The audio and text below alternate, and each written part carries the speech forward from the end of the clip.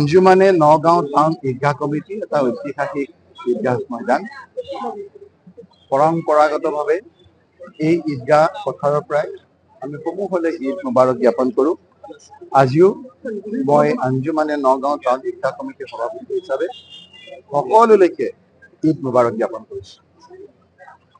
যোৱা এটা মাহ ৰোজা ৰাখি আল্লাহৰ ওচৰত ইবাদত বন্দেগী কৰি আমি সকলোৱে নিজৰ পৰিয়ালটোৰ কাৰণে, নিজৰ সমাজখনৰ কাৰণে, ৰাজ্যখনৰ কাৰণে, দেশখনৰ কাৰণে আমি যাতে সকলোৱে ভালকৈ থাকিব পাৰোঁ, শান্তিৰে থাকিব পাৰোঁ, মিলা প্ৰীতিৰে থাকিব পাৰোঁ, আমাৰ যাতে একতাৰ এনাজৰীডাল আমাৰ আৰু শক্তিশালী হয়, তাৰে আজি নামাজৰ আগতো আমি সমূহীয়াভাৱে সকলোকে অনুৰোধ কৰিছিলোঁ আৰু মহান আল্লাহ তাআলাৰ ওচৰত আমি সেইটোকে আজি মুনাজাত কৰিছোঁ।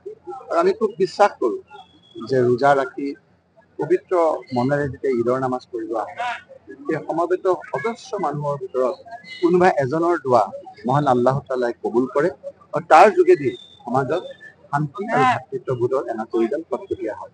পুনৰবাৰ আপোনালোকৰ যোগেদি সকলোলৈকে আমাৰ নগাঁওবাসী ৰাইজ, ৰাজ্যবাসী ৰাইজ, দেশবাসী ৰাইজ, বিশ্ববাসী ৰাইজক ঈদ মুবাৰক জ্ঞাপন কৰিছোঁ। আৰু আমি সকলোৱে নিজৰ ল'ৰা ছোৱালী লৈ, নিজৰ পৰিয়ালটো লৈ, নিজৰ সমাজখন লৈ, নিজৰ ৰাজ্য, নিজৰ দেশত আমি যাতে সুখে শান্তিৰে সমৃদ্ধিশালী পথত আগবাঢ়িব পাৰোঁ, সকলোৰে মাজত যাতে আমাৰ মিলা প্ৰীতি বাঢ়ে, তাৰে আজি মহান আল্লাহ তাআলাৰ ওচৰত আমি সমূহীয়াভাৱে মুনাজাত কৰি দোৱা মাগিছোঁ। আৰু নিশ্চয়কৈ মহান আল্লাহ তাআলাই আমাৰ ভাতৃত্ববোধৰ এনাজৰীডাল আৰু অধিক শক্তিশালী কৰিব। পুনৰবাৰ আপোনালোকৰ যোগেদি সকলোলৈকে ঈদ মুবাৰক জ্ঞাপন কৰিছোঁ। জামাৰ ৰখা পিছত বহুতে নামাজ পঢ়িছে, তাৰাবি ৰাখিছে, ইবাদত কৰিছে। এই ৰোজাই যে আমাৰ যিটো ভাতৃত্ববোধৰ যিটো এনাজৰীডাল আমাৰ সমূহ অসমবাসী ৰাইজ আৰু বিশ্ববাসী ৰাইজ বা জাতি ধৰ্ম বৰ্ণ নিৰ্বিশেষে যে আমি ভালকে থাকিব পাৰোঁ আৰু আমাৰ আহি থকা দিনটোত আমি যে চবেই ভাই ককাই হিচাপে থাকি এই সমাজখন আগবঢ়াই লৈ যাব পাৰোঁ।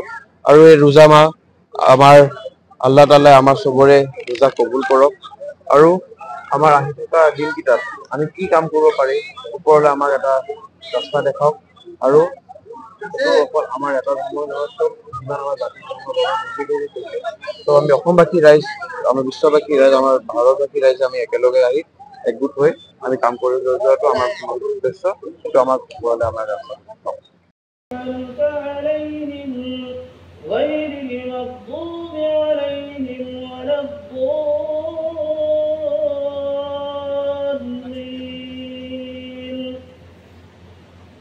هل أتاك حديث الغاشية وجوه يومئذ خاشعة عاملة ميتنا وشاهدنا وغائبنا وصغيرنا وكبيرنا وذكرنا وأنثانا. اللهم من أحييته منا فأحيه على الإسلام ومن